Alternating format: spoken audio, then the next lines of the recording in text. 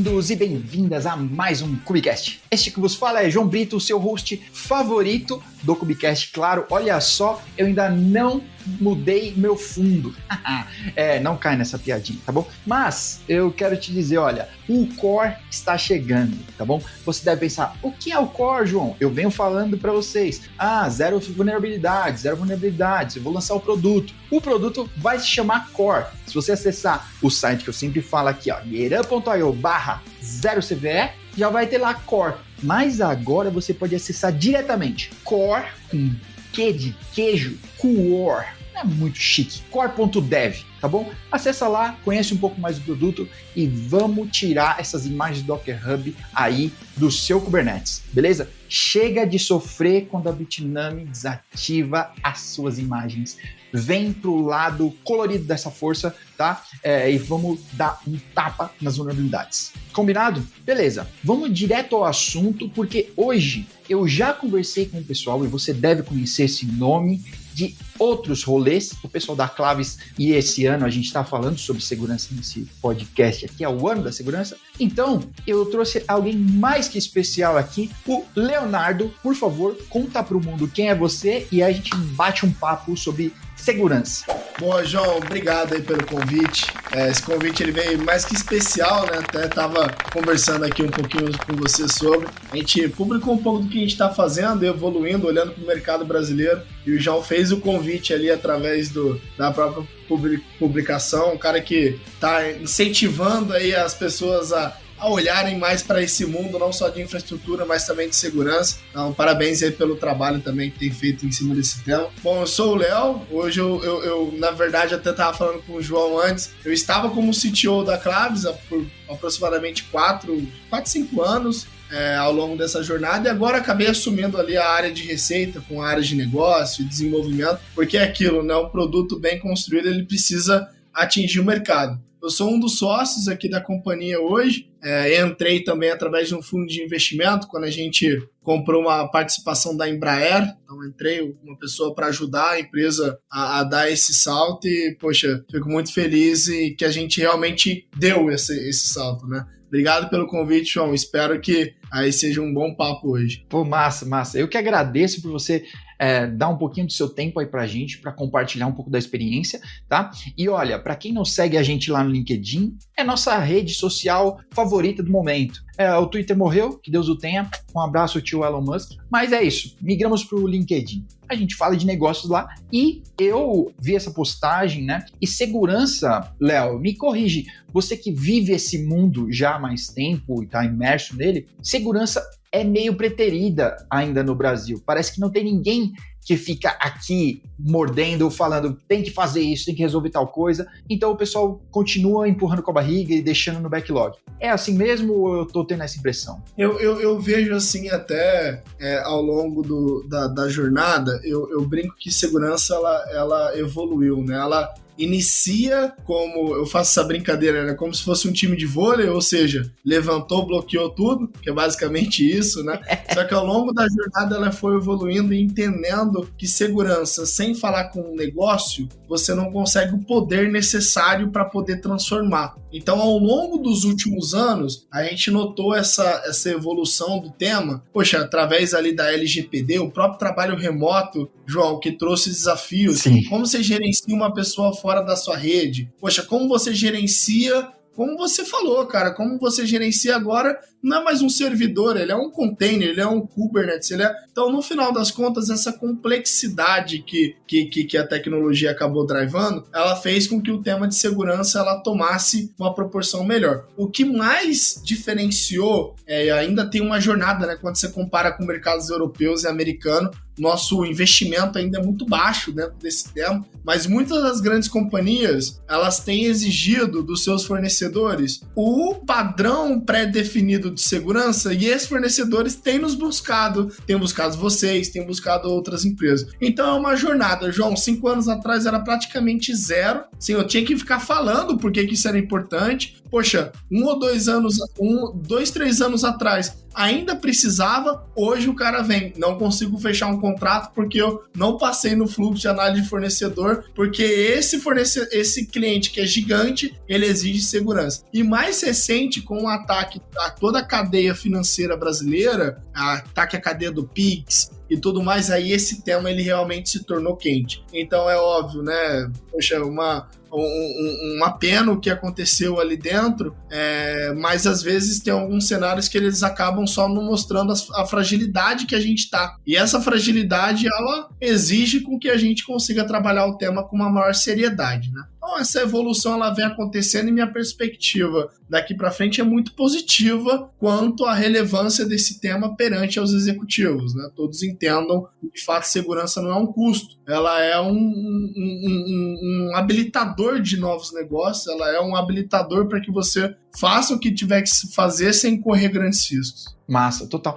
Nossa, disse tudo, Léo, porque, eu sinto muito, né, recentemente pela Sinqia, né, a última que está envolvida aí no lance do Pix, a CIM antes disso, a gente até estava falando disso em outro episódio aí, mas, como você falou, talvez esses eventos fazem a galera acordar para o tema, né, de que não dá para continuar varrendo para baixo do tapete, não dá para ficar só no checklist, e talvez esses problemas assim um pouco maiores, eles movem mais essa galera que tá mais pra cima, né? Esse level, que às vezes não tava tendo essa visibilidade. Porque talvez esse tema nem tá chegando lá em cima, né? Não tá conseguindo espaço na agenda desse cara. A gente, inclusive, né, a GetUp vai estar agora no Gartner CIO, olha só. Eu vou ter que comprar uma camisa para poder ir para lá, né? Não dá para ir de camiseta de Volta para o Futuro, o pessoal não deixa entrar. Mas é porque para a gente poder conversar com essas pessoas e alertá-los. Como você disse, esse tema precisa chegar lá em cima, né, para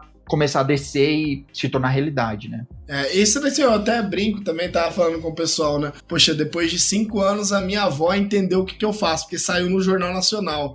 Então, é basicamente isso, né, João? Assim, a partir do momento que você vê, poxa, uma pessoa com mais de 80 anos, uma criança entendendo a fragilidade do cenário brasileiro perante a isso, aí o tema de fato ganha relevância, porque se pessoas que não têm o conhecimento técnico entendem, quem é um executivo, um C-level que vai falar agora que não é importante, entende? E isso até olhando para a própria proteção nacional, né, João? Assim, imagina, se você tem todo esse cenário de fragilidade quando olha para esse sistema, e óbvio, né, sistemas mais controlados é um ambiente muito melhor, tá? Como, por exemplo, o setor de energia, saneamento, mas para sair disso, para uma infraestrutura crítica ser afetada e afetar uma população de uma cidade ou de um determinado estado, basicamente 2 passos. Então, que bom que assim, esse movimento ele tem tornado o tema mais relevante e que as pessoas estão se movimentando para, de fato, blindar ali os seus ambientes e garantir que o negócio ele prospere de uma maneira mais segura ou de uma maneira que, pelo menos, mitigue mais os riscos associados ao seu negócio. Massa, legal. Olha, a gente acabou se encontrando ali, se esbarrando no LinkedIn por causa do lançamento de uma plataforma da Clabis. Então eu queria entender um pouco, aproveitar aqui o momento para a gente poder falar um pouco sobre essa plataforma. Vamos começar falando sobre o que é essa plataforma e o que ela pretende atacar, e o que ela já ataca, já está lançada, né? Legal, João. João, eu queria começar primeiro contando um pouco de história, assim, que eu acho que é fundamental, né? Porque quando você olha aquele problema resolvido, você fala, poxa, é óbvio, como ninguém nunca pensou nisso, né? Então, saber a história, como ninguém nunca pensou em construir um avião que vai fazer mais rápido, poxa, como ninguém nunca pensou em construir uma roda, então, quando você olha o problema resolvido, você fala, fácil, né? Mas quando você olha para a história por trás da construção, que ela é importante. Então, só para você entender mais ou menos a lógica e o que a gente viu acontecendo ao longo do mercado. O primeiro movimento foi, a Clabis, há 20 anos atrás, ela nasce, na verdade, como uma empresa de treinamento. Então, muita gente ainda conhece a gente pelos treinamentos. E por quê, João? Quando você fala ali 2003, 2004, mal acesso à internet as pessoas tinham. Imagina a preocupação em segurança. A gente, João, tá falando 20 anos depois se segurança é realmente importante ou não. Então, imagina como era lá anteriormente. anteriormente. Então a gente nasce com uma empresa focada em treinamento para conscientizar, para democratizar, para falar, olha, isso é importante. Você tá vendo o que dá para acontecer? Então é esse cenário que a gente nasce. Na sequência, a gente desdobra ali dentro e vê que a maior dificuldade do ser humano não é saber o que fazer, é fazer. Então a gente começa a agregar, poxa, fiz um treinamento de pentest, a pessoa não vai sair do treinamento fazendo. Vamos começar a fazer pentest? Vamos começar a fazer hardening? Vamos começar a fazer... Então nasce o nosso braço dentro desse cenário ali de serviço. Mas serviço eu brinco que é aquilo, né? Assim,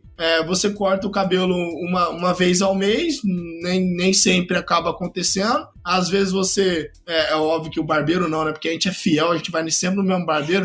Mas dependendo do cenário, você vai no outro que é mais barato. Você vai... Então, serviço é isso. É difícil tu escalar ao longo dessa jornada. E a gente saiu dentro desse cenário e ficou mais ou menos ali entre o nascimento e até aproximadamente 2015, 2016, 10 anos, nessa toada de projetos pontuais, alocação de pessoas, pentest, hardening e treinamento, né? A gente variava numa média, João, ali de 3, 4, 5 clientes, mais ou menos, pelo período, né, que você acaba fazendo. E aí, dentro desse ciclo, começa um pouco do produto. Dentro desse ciclo, a gente entra numa grande varejista. Dentro dessa grande varejista, inclusive um dos meus sócios que assumiu como CTO, o Rodrigo Montoro, e meus outros sócios, né, o Bruno Salgado e o Vitor Santos, que estavam ali dentro dessa varejista, ela percebe uma dor. Qual é a dor? O monitoramento. Então, na época, o que é feito ali há 10 anos atrás, né? Na época, a gente constrói o primeiro protótipo do produto, que ele de fato era similar e funcionava como um CIEM. A gente ajudou a criar um centro de operações de segurança há 10, 11 anos atrás, construiu um CIEM que, inclusive, nessa varejista, a gente pegava mais fraude do que a própria solução de fraude que eles tinham. E aí, assim, isso foi super legal, a gente viu que era um case legal, né? A gente não, eles viram, nem tava lá na época, eles viram que era um case super legal. A gente homologa esse produto na época como um produto estratégico de defesa. Então, significa o quê? Um pouquinho do que a gente falou. Esse produto ele ajudaria a defender a soberania nacional em um caso catastrófico de guerra. Então, a gente teve a chancela ali do Ministério da Defesa em cima disso. E disso, João, a gente desdobra numa expansão de mercado ainda com um módulo inicial. Que é essa visão olhando ali para uma visão praticamente de ciência, centro de operações, e na mesma época o nosso módulo de gestão de vulnerabilidades, com algumas parcerias ali dentro, tá? Isso se desdobra até meados ali mais ou menos de 2021, 2022. E a gente tem um crescimento gigante nesse período, tá, João? Que eu acho que é legal. A gente sai de 3 para praticamente 70, 80 clientes dentro desse período. Nossa. Então dá um salto ali considerável. E aí, o que a gente percebeu? Tem uma frase que aí surge um pouco do conceito que vê a publicação. Tem uma frase que eu gosto muito do Jeff Bezos, que ele fala assim, ó, se você olhar o que teu concorrente está fazendo, você precisa esperar ele dar um passo para você dar o segundo. Se você olhar o que o teu cliente está precisando, você vai estar sempre na vanguarda. Então, quando a gente saiu de 3 para 70, 80 clientes, o que a gente percebeu na prática, João? É que todo o restante do mundo, quando você olha em soluções, elas se consolidaram numa plataforma. Então, poxa, você pega lá vários carros, Uber, vários filmes, Netflix, vários produtos, um e-commerce, né?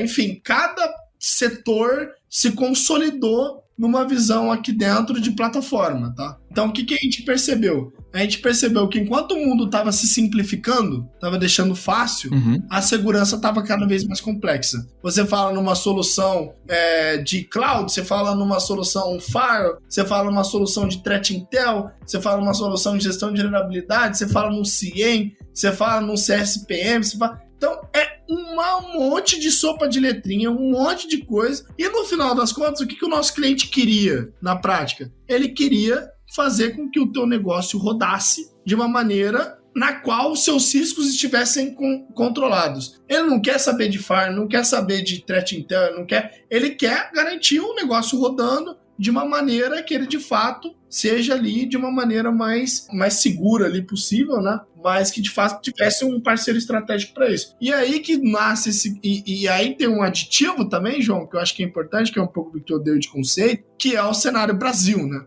O que é o cenário Brasil? Assim como a nossa inteligência ela é muito boa para inúmeras coisas, o avião nasceu aqui, né? Então... Não vem história de estilingue.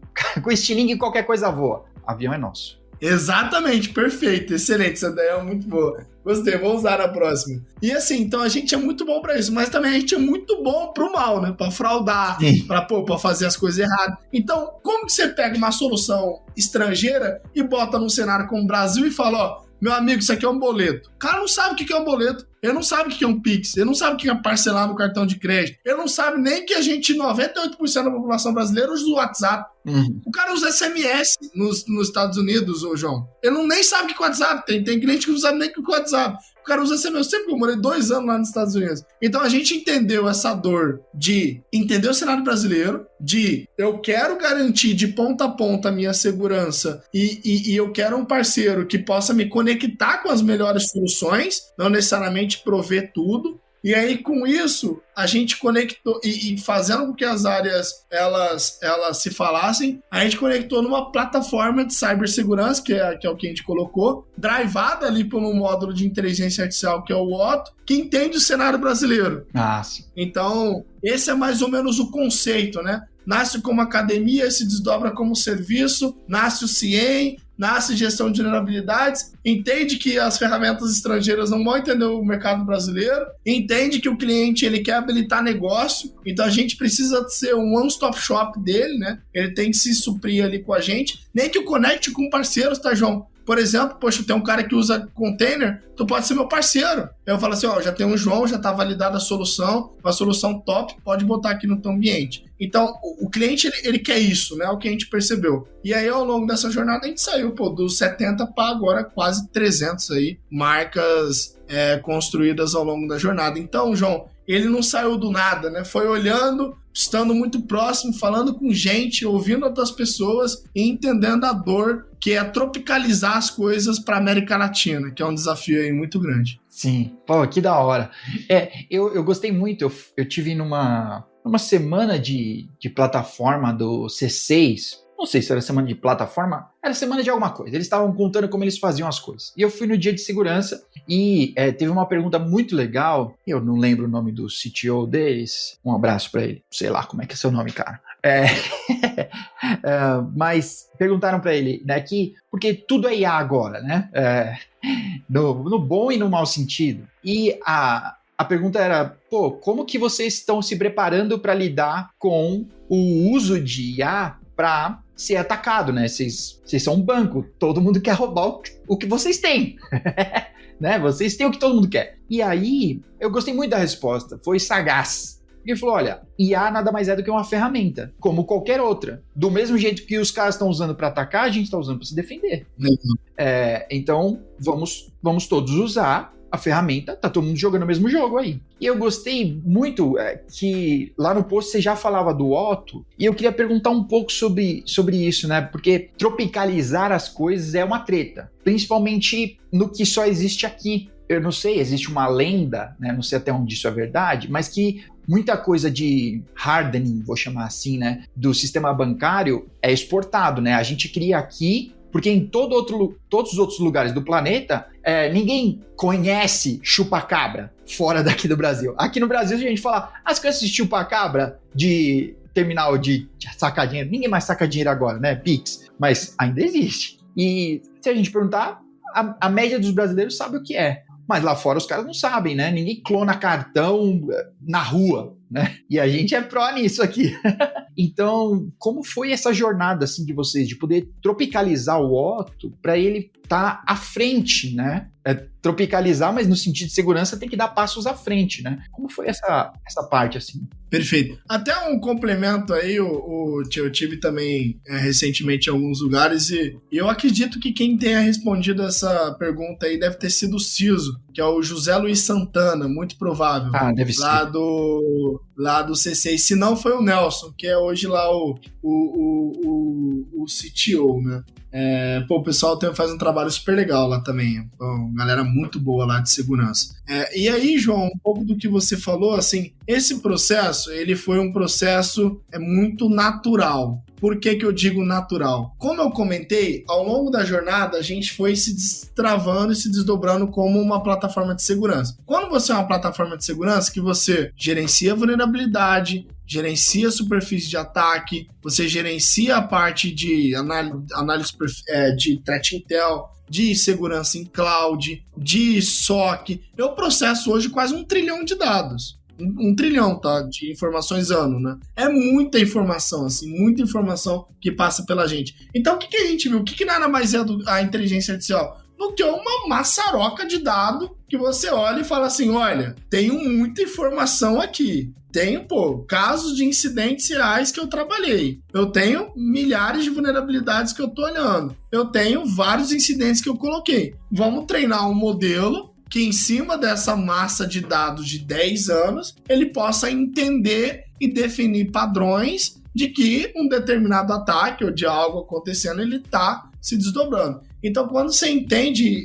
o modelo de IA, e aí quando eu falo IA existe desde 1970. A IA generativa é de 2022, mas a IA tradicional é de 1970. E é o quê? Uma grande massa de dados com características que você consiga dar um vetor probabilístico para aquilo. E quando a gente olha para 10 anos de experiência, com 200 a 300 clientes na carteira, processando alguns trilhões de dados, a gente tem tudo para poder olhar e falar assim, olha, essa informação aqui, dado esse padrão que já aconteceu, vai acontecer novamente. O que acelerou, de fato, foi você tornar esse modelo acessível à linguagem natural, João. Uhum. Então, ao invés de processar isso e deixar difícil, tu pode ir lá e perguntar.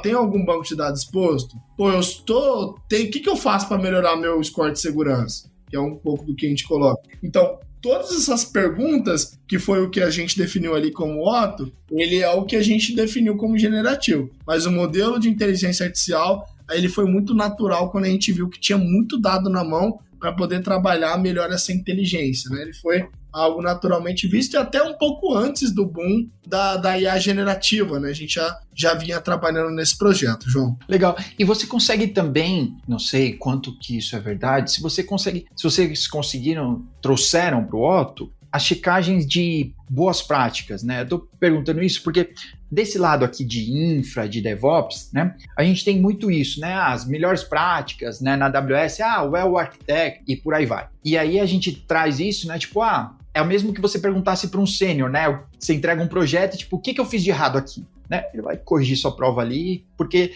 ele já tem experiência, né? Então, eu acho que é meio que isso, que vocês conseguiram trazer a experiência acumulada que vocês têm de todos esses anos e todos esses clientes para dentro do Otto, né? Perfeito, João. E aí, um pouco do que você falou, eu queria dar um exemplo aqui, até aproveitando o público que é mais de infra, só para entender o que é um poder de uma plataforma, né? Poxa, imagina o seguinte cenário. Olha, subi um servidor lá, um EC2 na minha AWS. Aí subi esse servidor. Cara, eu subi esse servidor com uma 22 exposta para a internet, porque eu preciso ter acesso via SSH, eu não tenho VPN. Aí o cara de infra fala, não, mas tudo bem, aqui eu tenho aqui via chave, né? Ou seja, não tem nenhum acesso via usuário, eu tenho um fail to ban. O cara dá uma sequência de justificativa para manter aquilo aberto. Até aí, se você olhar para o módulo de superfície de ataque de qualquer solução, ele pegaria. É o que você falou. Rodei lá um CSPM, ele pega uma 22 exposta. Sim. Até aí ele é um problema, João? Não necessariamente. Aceitável. Aí que começa o poder da plataforma, João. Porque você pega nesse cenário uma 22 exposta com OpenSSH vulnerável, com o que é um bypass de autenticação, pronto, acabou todo o argumento. Se não está restrito a um determinado IP, aquele determinado servidor que está com uma 22 exposta e que tem um OpenSSH, ele basicamente você consegue explorar e vai passar a autenticação e acessar. E aí vem a pergunta final, né? Você fala assim, poxa, Léo, mas será que alguém já acessou? Eu deveria estar isolando esse cenário? Então, a construção da plataforma já é exatamente storytelling. Num único lugar você consegue ver o que está exposto, o que está vulnerável, se está sendo atacado ou não. Um exemplo, né? O que tem de usuário sem MFA, com senha vazada, que teve um acesso anômalo. Então, quando você integra essas soluções, João, em diferentes lugares de tecnologia, você dá mais contexto e você faz com que o time de infra e segurança, e eu sei bem disso, mais sofre é o quê? Falta de tempo. O cara não tem tempo. Então, como é que você vai falar pro cara corrigir isso? Você vai falar assim, ó, olha, isso aqui tá te dando esse risco, né? E aí você consegue desdobrar dessa forma. Então, foi olhando essas conexões e até esse exemplo aí de infra que acabou destravando essa visão integrada, né? Você olha tudo em um único lugar. Da hora.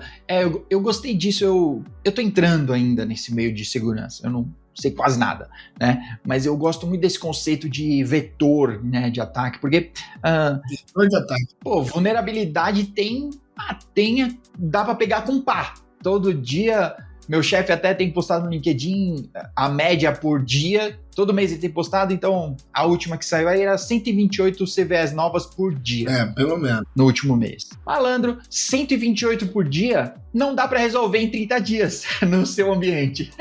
Exato. Mas aí, então, tá bom, você tem que priorizar isso de alguma forma, né? E como você disse, o contexto faz total diferença, não só a criticidade, né? Porque, às vezes, sei lá, uma mais crítica tá mais isolada e uma menos crítica tá mais exposta à internet ou, sei lá, ao público, vou chamar assim, né? E ela é mais explorável, assim, né?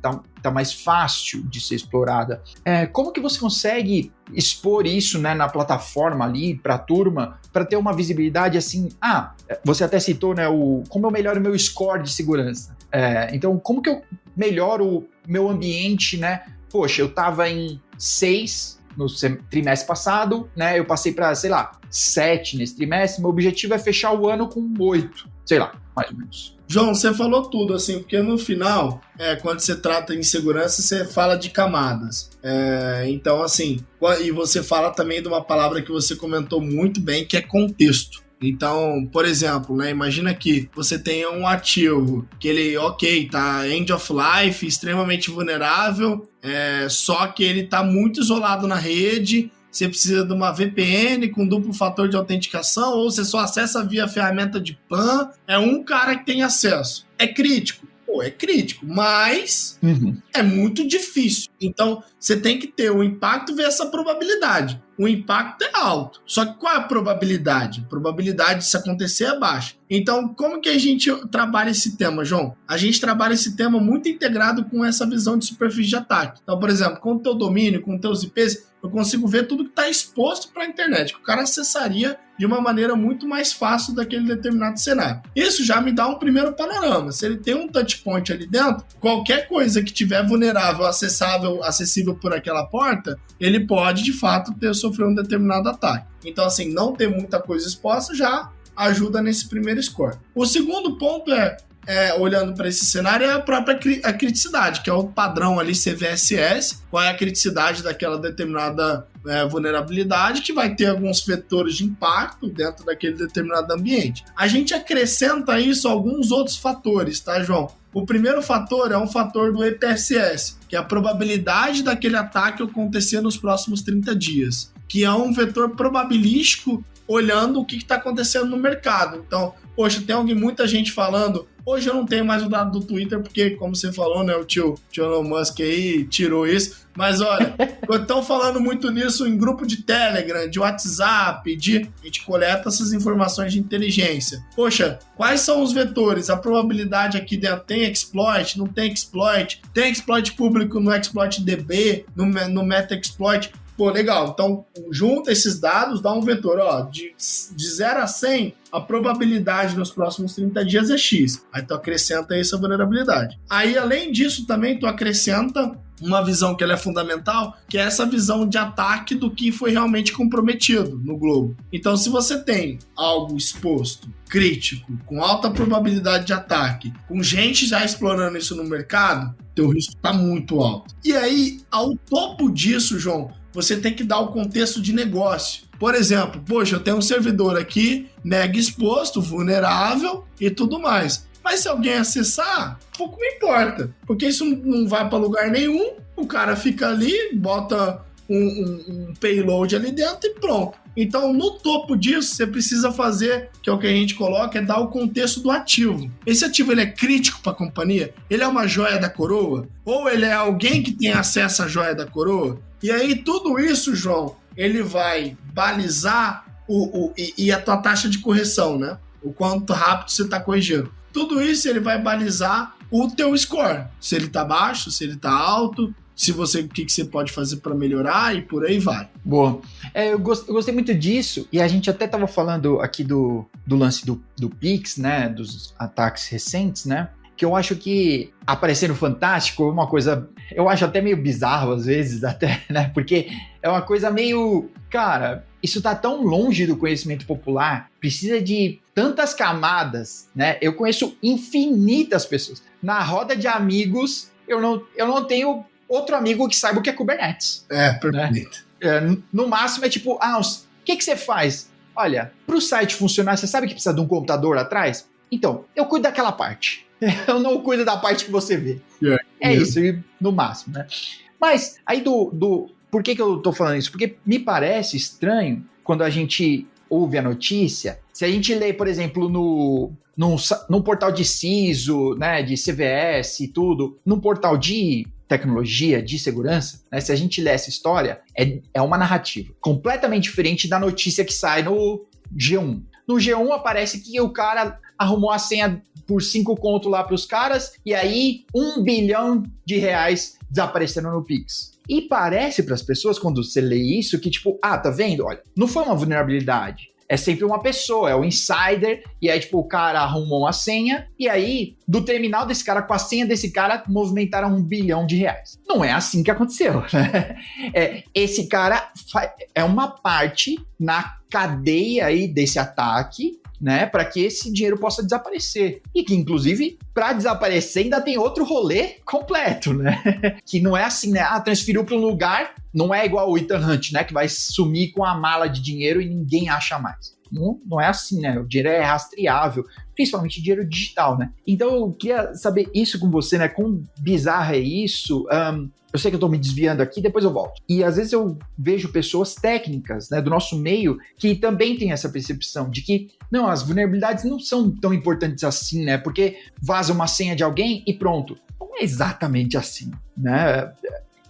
O cara entregou a senha dele. Cara, ele tem que entregar a senha dele da VPN, talvez a senha de terminal, e quanto acesso essa pessoa tem, e ali nesse caso específico, né, tá bom, aí pegou um Redis desatualizado, ou ActiveMQ, se eu não me engano, né, que tinha uma vulnerabilidade, e aí dali em diante, né, os caras fizeram a mágica das vulnerabilidades, né. João, assim, eu tenho esse ponto, assim, que eu acho que é importante. Boa parte desses incidentes, eles acabam ficando muito confidenciais, né? Então, nunca de fato você sabe o vetor real que aconteceu aquele determinado ataque. Inclusive, esse é um dos motivos, João, da Claves nunca se posicionar antes de ter algo concreto, né? Sim. Que eu acho que aí é um ponto importante. Muitas empresas, elas acabam se perdendo, João, no marketing ali dentro, né? A gente viu algumas outras, e aí nisso acaba se gerando um grande ruído dentro do mercado ali, que não é necessário. Mas eu tenho alguns números. Até um desserviço, né?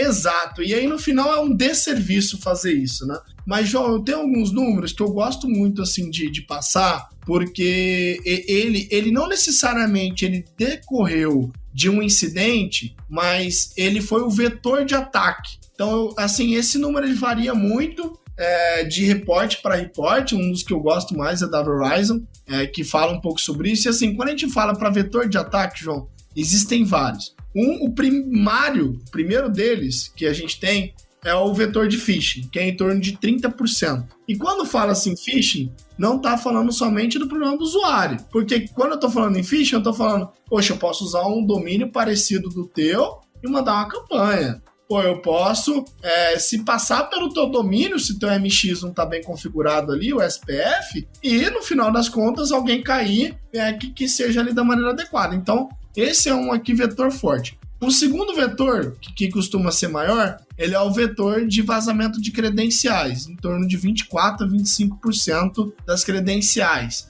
vazadas em Telegram. O cara salva a senha no Chrome, aí, pô, é comprometido por um malware, essa senha é vazada em canais, ele entra com um site fraudulento, com a senha dele, vaza, as pessoas usam toda a mesma senha, tudo quanto é lugar, né, João? Então esse é um vetor. E aí entra o que você falou. O vetor de vulnerabilidade, ele varia sempre nos reports, mas ele sim é responsável por 22 a 23 aqui, às vezes 30, varia muito, tá? Entre 20 e 30, do vetor de ataque. Então, do que compromete o ambiente com um ransomware, 20 a 30% vem por vulnerabilidade. Então, assim, esse é um tema, sim, importante. E complementar a isso, assim, olhando para esse cenário, depois tem a rabetinha ali, né, que são as probabilidades menores, mas logo na sequência da vulnerabilidade vem a parte de serviço externo, em torno de 13 a 15%, que é banco de dados exposto. Aí é um caos, um GitLab exposto com a senha padrão, é um caos, João. Assim, olhando para o mundo digital, ele é um caos. Então é o que você falou, João. Ele pode ter vindo por um vetor, mas é uma cadeia de sequência de coisas até dar o problema. E a segurança é importante que em algum momento nessa jornada você bloqueie ou detecte. Então, poxa, o cara criou um usuário. Cara, deveria ter uma detecção. Ou o cara não deveria poder criar o usuário, porque aí você mata na raiz. Porque uma vez que você fez uma ação, a subsequência daquilo, com alguém que conhece, dá para chegar a muito lugar, assim, muito lugar mesmo. Você falou sobre isso, sobre um banco de dados exposto, um servidor, um GitLab, né? E eu acho, pelo menos a minha percepção, é que os ataques de supply chain têm aumentado bastante, né? A gente teve aí, a gente comentou até no Cubicast passado sobre um ataque que estavam fazendo no registry do GitHub, que o cara pegou um typo, né? Então é GHRC ou é GHCR, um dos dois, eu não sei exatamente. Mas ele registrou o typo, né? Então você está digitando, você vacilou, tchau, né? Você vai puxar o da dele. E o ataque do Node, né? Do NPM aí, aconteceu essa semana, né? No final de semana para cá, que foi a partir de um phishing, né? Mas o meu destaque é que parece para as pessoas, tipo, tá vendo? É só não cair no phishing. Mas não, o ataque não terminou ali. É a cadeia, né, cara? Esse é o ponto. Exato. A porta de entrada, né? Talvez, tá bom, faltava algo, né? O cara precisava do phishing para poder fazer o restante. Beleza? Não tiro o mérito do phishing. E, inclusive, parabéns pro cara. Você vai olhar o phishing. Cara, eu vejo certos ataques assim, eu acho que ele mereceu. Porque deu um puta de um trampo. O cara ralou pra caramba. Mas aí, tipo, o phishing foi só o start, né? Foi só a porta de entrada. O restante, né? Ele teve que modificar os pacotes, obfuscar, mais um monte de coisa ali. Então, os ataques, né, de supply chain têm aumentado, assim. E me parece também que a utilização, né, de código e serviço open source, né, também aumentaram vertiginosamente nas últimas décadas, década provavelmente, né, e aí a gente está meio que refém disso, mas as pessoas não, ou as empresas talvez não se atinaram a essa supply chain completa. Então eu queria saber, assim, a gente estava falando de vetor, tô tentando voltar ao tema, a gente estava falando de vetor de ataque, né, como que o Otto e a plataforma conseguem trazer isso à tona, né, pra galera, porque não é só tipo, tá bom, você pegou um NPM, né, malicioso aqui, mas tem mais um monte de coisa nessa cadeia. Até volta muito no nosso papo original, né, quando a gente tava falando assim, poxa, Léo, como é que você vê o crescimento de cibersegurança? Um dos vetores que eu falei foi, as empresas estão exigindo dos seus fornecedores mais segurança. Por quê, João? Porque os ataques normalmente não acontecem da empresa, ele pode vir dos seus fornecedores. Como foram vários casos recentes e inúmeros casos maiores ali dentro. E, gente, o cara não quer saber se é teu fornecedor. É o dado que vazou, é o teu dado, assim. Você que tomou a decisão de contratar aquele fornecedor sem passar por um fluxo de validação de fornecedor mais robusto. Então, João, como que a gente trabalha esse tema? Primeiro, ajudando no fluxo de validação. Por exemplo, a gente roda aqui em alguns cenários um pré-assessment a gente faz aqui, por exemplo, fornecedor muito crítico, né? A gente faz um pentest black box naquele fornecedor, a gente roda ali dentro um scan de vulnerabilidade na solução que vai ser utilizada, a gente faz um assessment de cloud, a gente roda para ver se tem dados vazados daquele determinado fornecedor e gera, você está contratando esse cara, o nível de segurança dele é muito baixo. Muitas empresas, João, pasmem aí, mas muita empresa não está contratando, tá? Quando a nota sai baixa, esse cenário. Então, essa é a primeira camada, tá? Essa é a primeira camada. A segunda camada é o próprio correlacionamento da solução. Então, algum usuário teu clicou num phishing e baixou algo malicioso, isso gera uma trilha de eventos, certo? O cara clicou, baixou algo malicioso e tem alguém explorando a vulnerabilidade. Então, lembra naquela visão de caminho do ataque que eu falei inicialmente? Ele é exatamente isso. Eu pego o e-mail malicioso chegando, que eu monitoro o e-mail, eu pego o malware sendo baixado, porque eu monitoro o EDR, eu pego o cara tentando acessar um servidor, porque eu estou monitorando o servidor. E aí, essa cadeia do ataque, eu consigo falar, olha, o cara caiu no phishing, vacilou. Alguém vai cair, não tem jeito, tá, João? Sim. Mas o EDR aqui não bloqueou. E aí já faz o acionamento para poder tomar aquela determinada decisão. Então, conhecer esses vetores de ataque, e por isso que ter uma base de clientes relevante, ele é importante, Massa. Ele te ajuda a você criar esses caminhos do atacante. E aí você pega ele antes. Caiu no phishing? Ele caiu. Vai cair, não tem jeito. Mas tu pegou ele antes dele acessar o servidor. Então, segurança a gente fala, né? Você pode perder a batalha. Caiu no phishing, perdeu a batalha. Tu não pode perder a guerra. Que é ele cair no phishing, baixar na máquina, acessar o servidor, mapear do servidor, acessar o servidor crítico e derrubar a aplicação, criptografar tudo. Então, a jornada nossa não é que o cara não perca uma batalha, porque ele vai perder, mas ele não pode, de maneira alguma, perder a guerra. Total. E no final das contas, para a empresa, eu acho que é um problema para a imagem, né? Ninguém quer saber se o HSBC... Olha, só tô dando um exemplo aqui, beleza? HSBC e Sinqia. Só tô usando de exemplo. Ninguém quer saber se o HSBC, né, tem um contrato e vai pegar essa grana com a Sinqia de volta, né? Através do contrato, entraram pela Sinqia, você vai ter que arcar. Ninguém quer saber disso. Todo cliente do HSBC vai ficar puto com o HSBC, vai falar, cara, é você, minha grana tá aí dentro. Exato. Essa reputação, assim, então, eu acho que o problema de supply chain é muito grande, né? É bem mais. Pensando nisso, eu queria saber se o Otto e a plataforma da Claves, se ela tem também habilidades de pentest, para que possa analisar as aplicações, né? Ou que ela tente invadir. É assim que eu imagino o pentest, né? Ela está tentando fazer algo que o hacker, genericamente, aqui vai tentar fazer. Então, como isso funciona para vocês, assim, dessa forma mais automatizada, né? Isso eu acho que é importante, assim, porque quando você fala em um pentest, em um scan de vulnerabilidades, eles têm algumas diferenças, né? E aí hoje a gente não conseguiu automatizar esse processo por completo. Eu acho difícil conseguir automatizar ele por completo. Porque muito do pentest ele envolve regra de negócio.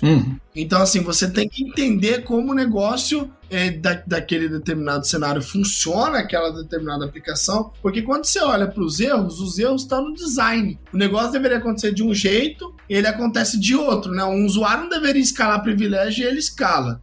Então, a gente combina produto com serviço, João. A plataforma, ela é a combinação de produto e serviço, não é só um produto.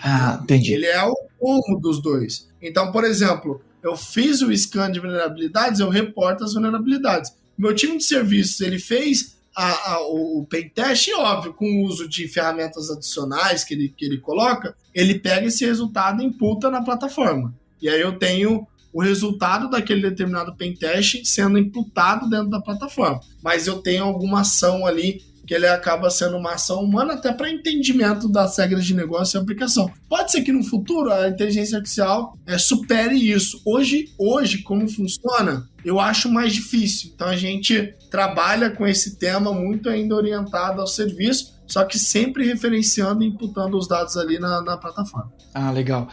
Foi o que eu tava pensando, né? Parece que nesse momento a gente ainda tá num momento de virada, mas a escala de evolução aqui é logarítmica, então a gente... perfeito. E a gente está vivendo esse momento, né? Então é estranho pra gente, mas que se a gente olhar para trás um ano, né? Se a gente olhar para o começo desse ano, o que IA fazia, já generativa fazia, né? O que ela já faz agora, a escala é muito rápida, né? A mudança é muito rápida. A gente vê de evolução, assim, né?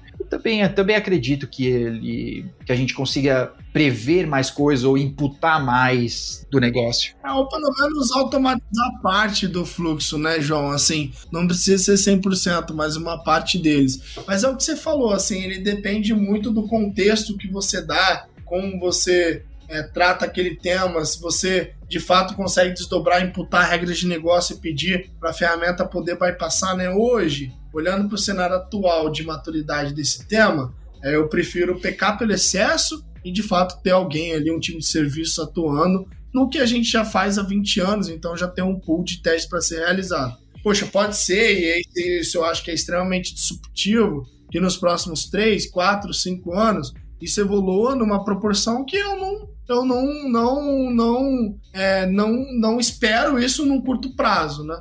Então acho que assim, até um ponto aí relevante do nosso lado, que a gente tem um time de P&D, que um time de pesquisa, né? É tentar antecipar esses movimentos, João. Hoje é dessa forma, mas, poxa, 2, 3 anos atrás, você não conseguia entrar numa solução e basicamente ela te ditar o que faz hoje, né? Uhum. Então, poxa, se você projetar isso para os próximos 1, 2, 3 anos, o céu é um limite ali dentro. Então, basta a gente manter o nosso time de pesquisa ativo, óbvio, sempre garantindo a qualidade dos entregáveis e, tentar aí supitar um pouco na frente do mercado quanto a esses temas. Massa, que da hora. Nós vamos continuar de olho, viu, Léo?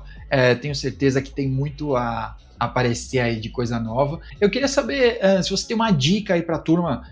Eu vejo que tem bastante gente querendo estudar, querendo entrar nesse lance de segurança, e que não é muito simples, porque assim como ser um DevOps Júnior é muito difícil, né? Tem que saber muita coisa para se tornar o Júnior. Segurança eu também entendo que tá meio assim, mas uma dica para quem tá querendo entrar nesse ramo. Legal, João. Assim, um ponto que eu acho que é importante é a conexão com as pessoas certas. Minha tese de investimento, João, junto à Claves aqui, ela foi exatamente isso. Quando eu parei para pensar, eu falei assim, cara, eu trabalhei nas principais empresas do Brasil.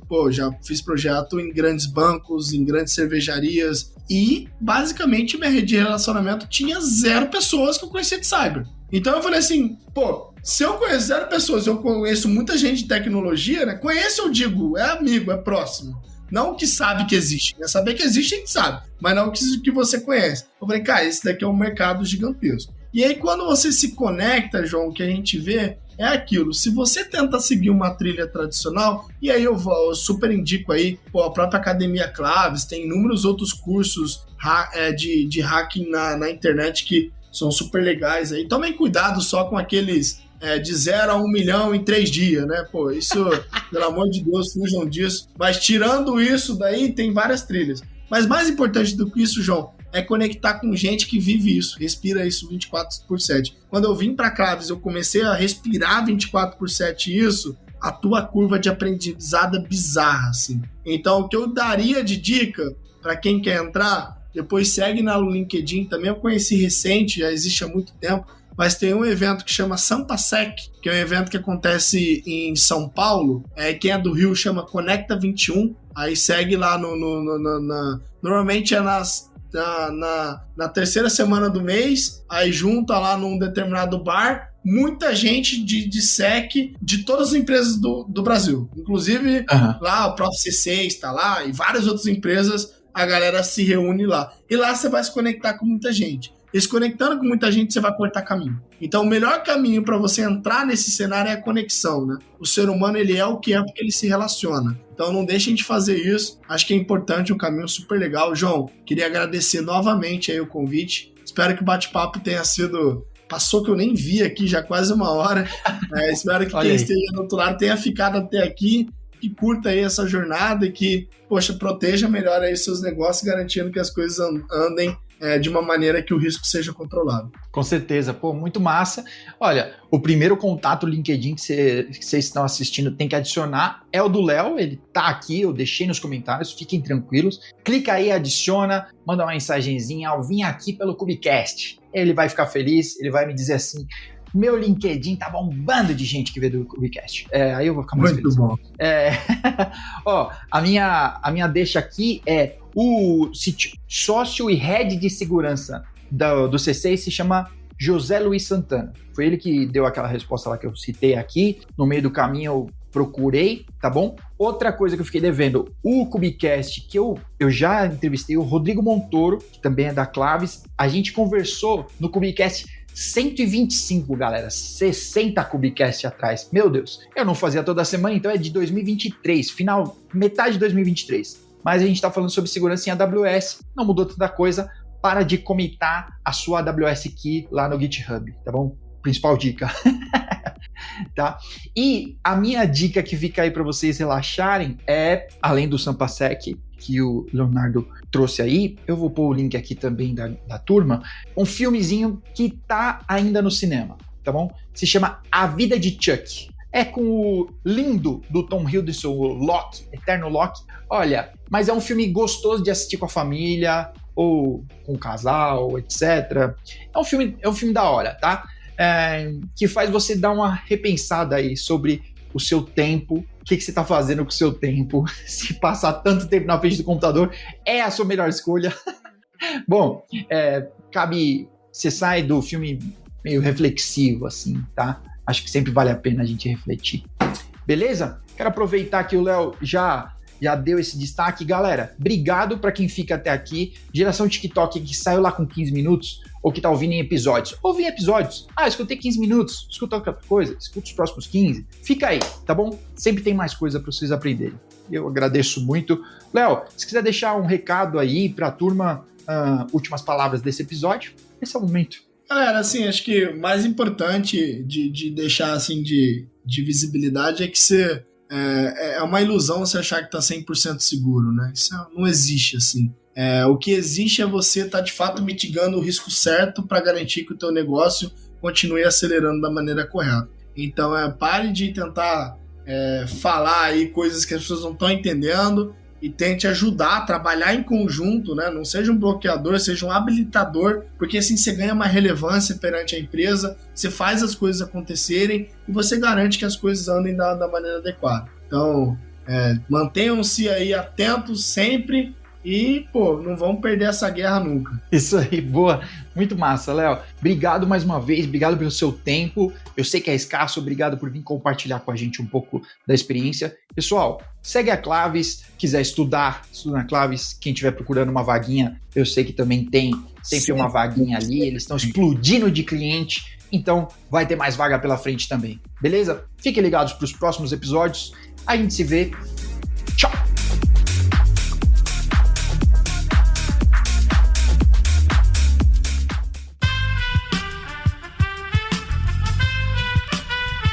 Esse podcast foi editado por Aerolitos Edição Inteligente.